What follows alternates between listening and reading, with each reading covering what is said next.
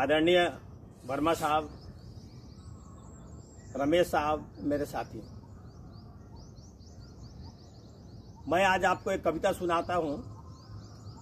कविता का शीर्षक है मैं वो मानव इसे मानव नहीं समझा जाता, जिसे सैनिक कवि सम्मेलन में रिवार्ड भी मिल चुका है इस कविता के ऊपर। मुझे बहुत खुशी का मौका है कि मुझे आज यहाँ बोलने का मौका प्रदान किया गया। हम सीएपीएफ या सीआरपीएफ की ड्यूटी हमारी वोलेटाइल है। हम अनेक परिस्थितियों में ड्यूटी करते हैं, चाहे जाम हो, आपदा हो, दंगा हो, फायर हो, विस्फोट हो, नक्सली हमला हो, आतंकवादी हमला हो, पूरे देश में इलेक्शन कराने हो, पूरे अधिकारियों की सुरक्षा प्रदान करना हो। इन सारी परिस्थितियों में हम कैसे ड्यूटी करते हैं, मैं कविता के माध्यम से बताना चाहता हूँ। हमारी भी कुछ इच्छाएं हैं। जवान जंगलों में घूमते, उनकी भी कुछ इच्छाएं हैं।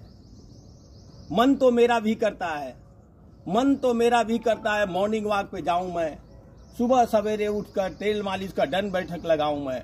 अरे बूढ़ी माँ के पास बैठकर उनका पांव दबाऊं मैं, बच्चों को सैर कराने बाहर लेकर जाऊं मैं। लेकिन मैं इतना भी नहीं कर पाता, क्योंकि मैं वो मानव हूं जिसे मानव नहीं समझा जाता, जिसे मानव नहीं समझा जाता।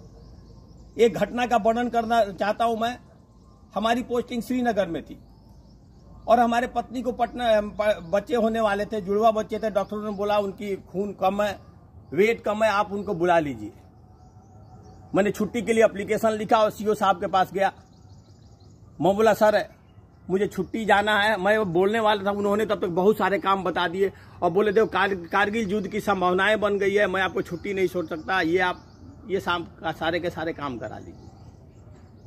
मैंने छुट्टी नहीं मांगा, छुट्टी के एप्लीकेशन को फाड़कर कचरे के डब्बे में डाल दिया, क्योंकि हमने अपने देश को अपने परिवार से हमेशा ऊपर समझा है। और कविता के माध्यम से मैं बताना चाहता हूं उस समय परिस्थिति क्या हुआ। हमने बच्चों के होने की किलकारियां नहीं सुनी। अरे हमने बच्चों के होने की किलकारियां नहीं सुनी, हमने बच्चों को गोद में नहीं खिलाया। हमने पत्नी की रोती आंखियां देखी है, हमने बूढ़े माँ बाप की राह तकती सुनी आंखियां देखी है। हमने बर्थडे के पिघली हुई मोमबत्तियां देखी है, हमने पिचके हुए रंगीन गुब्बारे देखे हैं, लेकिन बच्चों के हाथों से कभी केक नहीं खा पाता, क्योंकि मैं वो मानव हूं जिसे मानव नहीं समझा जाता, जिसे मानव नहीं समझा जाता। दिवाली होता है तो क्या होता है, सब लोग घरों को सजाते हैं, नए नए कपड़े पहनते हैं, एक दूसरे से गले मिलते हैं, पूजा करते हैं, पटाखे छोड़ते हैं। और हम क्या करते हैं, हम अपने घर में ताला बंद करते हैं और ड्यूटी के लिए निकल जाते हैं। निज घर के दीप बुझाकर औरों के दिए जलाए हैं। कहीं भोग लगवाए, पूरे मंदिरों में हमारी ड्यूटी लग जाती है। कहीं भोग लगवाए, कहीं गोवर्धन पुजवाए, बड़े बुजुर्ग को अमरनाथ, केदारनाथ, वैष्णो देवी, कुंभ के दर्शन कराए, लेकिन किसी बहन का तिलक माथे पर नहीं लगा पाता, क्योंकि मैं वो मानव हूं जिसे मानव नहीं समझा जाता, जिसे मानव नहीं समझा जाता।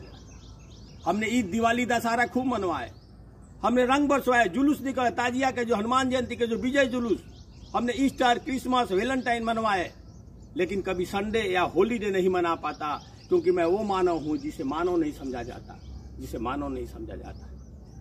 देखिए जब कहीं दंगा होता है, विस्फोट होता है तो क्या होता है, लोग भागते हैं, लेकिन हमारी ड्यूटी उधर लग जाती है।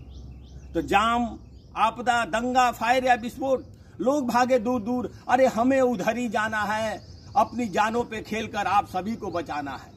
रोज रातों को जाग जाग कर आप सभी को सुलाना है। रातों को मैं 2 घंटे भी नहीं सो पाता, क्योंकि मैं वो मानव हूं जिसे मानव नहीं समझा जाता, जिसे मानव नहीं समझा जाता, जिसे मानव नहीं। कहीं दंगा हो जाता है, विस्फोट हो जाता है, क्या होता है, लाशें पड़ी हुई है, बच्चे रो रहे हैं, खून बह रहा है, तब हमारा सीआरपीएफ का ड्यूटी शुरू होता है। हम वहां जाते हैं ड्यूटी के लिए। तो जिनको अपनों ने ठुकराया, सैकड़ों को हमने गले लगाया।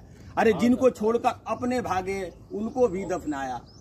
कई कटे फटे गले जले को अस्पताल पहुंचाया। अरे कई चेहरे को देखकर मैं खाना भी नहीं खा पाता, क्योंकि मैं वो मानव हूं जिसे मानव नहीं समझाता। एक सीआरपीएफ का जवान, एक पुलिस का जवान किन परिस्थितियों में ड्यूटी करता है, मैं कविता के माध्यम से आपको बताना चाहता। पसंद आए तो तालियां जरूर बजाइएगा। घनी अंधेरी रात, अरे घनी अंधेरी रात, सुनसान राहों पे जब कोई मुसाफिर जाता है, तो हर एक पेड़ पौधा चोर, नक्सली, आतंकवादी नजर आता है।